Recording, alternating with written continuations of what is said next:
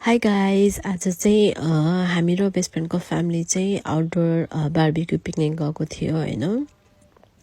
अनि पिकनिक गएपछि चनाचपर नखाने त कुरै भएन। अनि साथीले त्यस्तो हेल्दी अनि मिठो चनाचपर बनाएको थियो कि त्यसपछि हामी गयो यसो साइट सिनको लागि। अनि त्यहाँ चाहिँ यति धेरै मान्छेहरू टेन्ट लगाएर आएको थियो कि होइन, बार्बिक्यू गर्नको लागि, आउटिङ गर्नको लागि। अहिले चाहिँ बेस्ट टाइम हो क्या दुबईमा।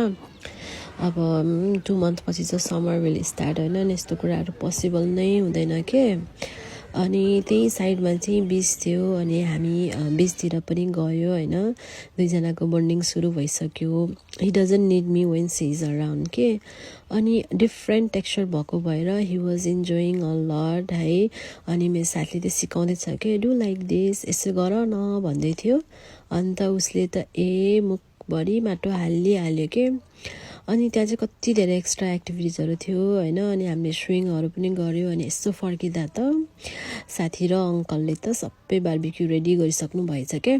अनि यहाँ भाइले चाहिँ पुरा फ्राई राइस सर्भ गर्दै हुनुहुन्छ। अनि हिजो हामीले चिया चाहिँ यति धेरै खायो होइन, चिसो पनि थियो क्या। अनि अङ्कलले चाहिँ एकदम माया गर्नुहुन्छ हामीलाई, यसरी मकै पनि पोलिदिइरहनु भएको थियो होइन। बार्बिक्यू त हामीले यति खायो कि हिजो यति रमाइलो भयो होइन।